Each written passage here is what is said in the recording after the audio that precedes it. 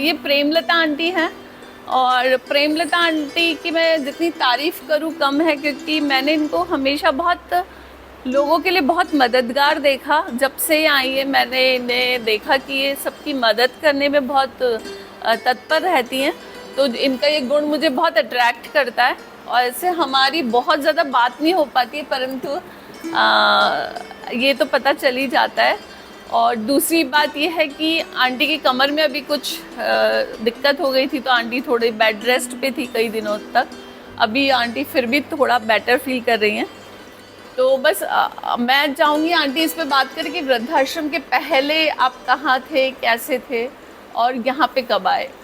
वैसे तो मैं उज्जैन थी करीब 10 साल। इनके डेथ होने के बाद में हाँ हाँ। पीएफ भी वही है, सब पूरा परिवार ही उज्जैन में ही है। अच्छा। उसके पहले मेरी शादी भी उदयपुर में हुई थी। 40 साल तक उदयपुर में थूर में ही रहे हैं। अच्छा अच्छा।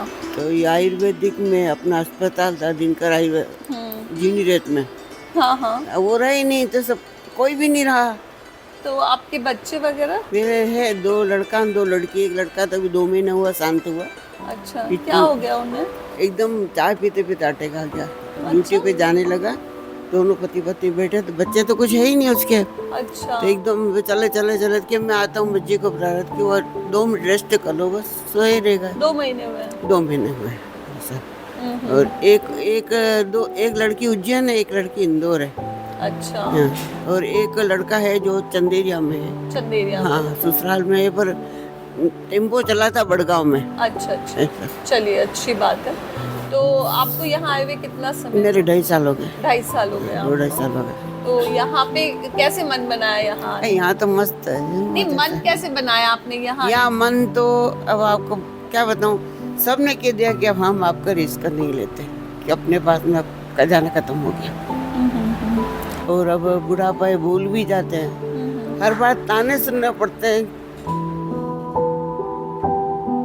ये आदत नहीं होती, साथ बेटों के पास में रहती, ये ताने नहीं सुनने, घबरा गई थी। फिर मैं उदयपुर में हम रहते थे ना, फिर 40 साल से बाद जान बचा रही, 8-10 दिन तक रहती हूँ। मेरी पेंशन टूर में ही आती है। अच्छा। तो मैंने कहा मैं नहीं जाऊंगी इंदौर, उज्जैन में नहीं जाऊंगी। तो फिर कभी क्या करे, कोई कोई करो। उन्होंने ये आश्रम कुछ जान पहचान वाले से पता किसी करा। जान पहचान वाले ने आपको बताया? हाँ, तो फिर उनकी लड़की आके मेरे को छोड़ गई। पर आंटी आप तो इतने अच्छे हो कि अब आपका तो यहाँ पे तो आपको बहुत मन लग रहा है। अब तो कोई आपको अब आप मेरे को ऐसा कर दो कि मैं वापस वही काम करने लग जाऊँ, मतलब मेरा मन नहीं लगता बैठे बैठे। हाँ, ये तो है। आंटी किचन में बहुत काम करती थी, परंतु अभी आंटी की तबीयत खराब होने के बाद आंटी काम नहीं कर पाती। उस बात का बहुत दुख है इनको, वो कि मैं काम नहीं कर पाती। तो अभी जो दुख है बस एक ही है ना, और तो कोई दुख नहीं। और कोई दुख नहीं। आपके होते दीदी क्या दुख हो सकता है? नहीं नहीं, ऐसी कोई बात नहीं। अभी आंटी को और कोई तकलीफ नहीं है, पर ये तकलीफ बड़ी है कि वो काम करना चाहते हैं, काम करना चाहते हैं, क्योंकि वो बैठना नहीं चाहते और वो नहीं हो पा रहा, तो उसका दुख है आंटी। बस, और मेरा कोई दुख नहीं। और कोई दुख नहीं। बच्चे अपने अपने मस्त रहो, मैं मेरे मस्त रहूं, अपने को कोई लेना देना नहीं है। मैं साथ ही आपको ये भी बताना चाहती हूँ कि हमारी जो बातचीत वृद्धाश्रम के आवासियों से हो रही है, ये पूर्णतः निःशुल्क वृद्धाश्रम है, जहाँ किसी प्रकार का कोई शुल्क नहीं लिया जाता और ये सभी के सहयोग से चलता है। तो अगर आप भी इस वृद्धाश्रम में सहयोग देना चाहते हैं तो 5,000 रुपये एक वृद्ध के लिए आप भिजवा सकते हैं, ताकि यहाँ पर रहने वाले बुज़ुर्गों का जो कामकाज है, जो खर्चा है, वो आराम से निकलता रहे। अगर आप 5,000 रुपये किसी वृद्ध के लिए देना चाहते हैं तो 1 माह के लिए आप 5,000 रुपये दे सकते हैं, और ताकि वृद्धाश्रम के संचालन में कभी कोई दिक्कत नहीं आएगी। धन्यवाद। आदरणीय रविकांत जी, अमौलिक साहब के पास मैं बैठी हूँ, और अमौलिक साहब बहुत ही विद्या भवन जो हमारे यहाँ एक स्कूल है उसके इंग्लिश टीचर रहे हैं, और उदयपुर में आपका बहुत स्टूडेंट हैं, बहुत बड़ा एक वर्ग है जो कि आपको एज अ टीचर बहुत रिस्पेक्ट करता है।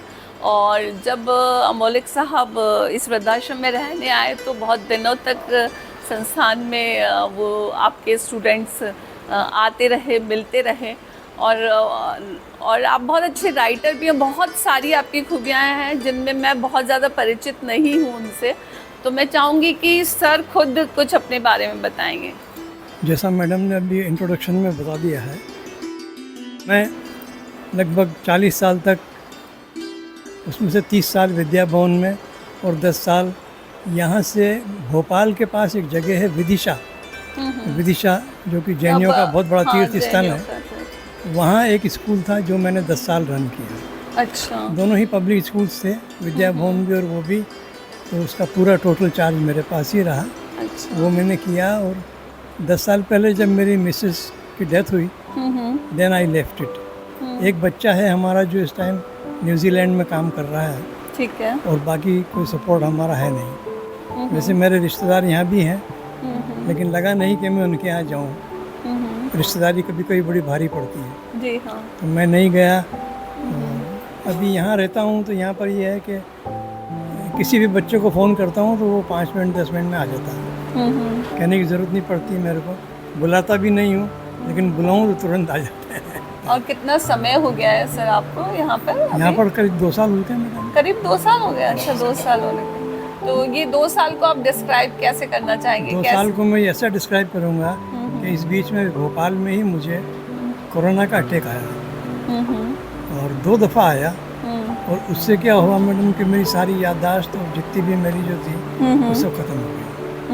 तो यहाँ आने के बाद भी बहुत सारी चीज़ें हुई जो मुझे आज भी याद नहीं है, बल्कि ये कि मैं अपना नाम भी भूल जाता था। बहुत सारी चीज़ें थी, लेकिन अब जाकर के मैं I think I am regaining. अच्छा, आई एम रिगेनिंग। जी। ओके।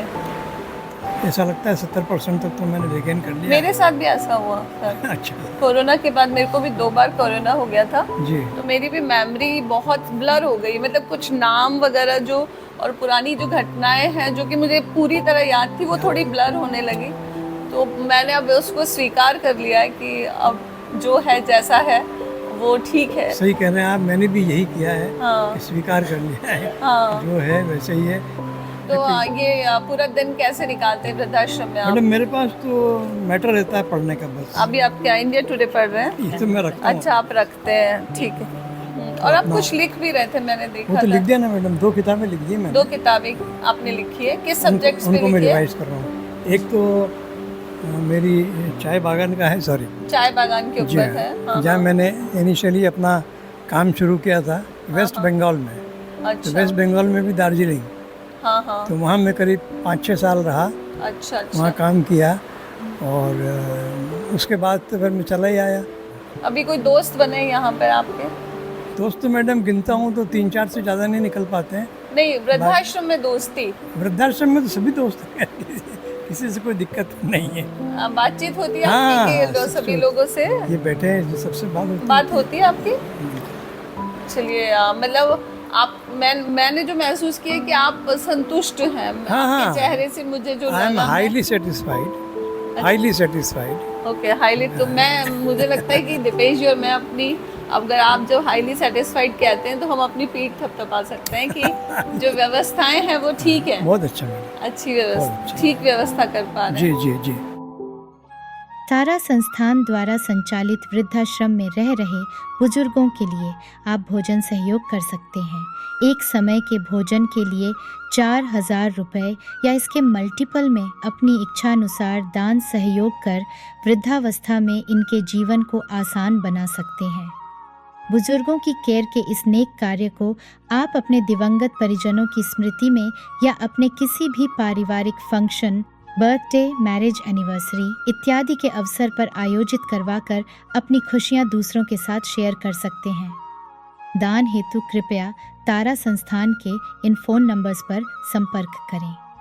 9549399993, 9649399993। इंसानियत का दूसरा नाम सहयोग है। धन्यवाद।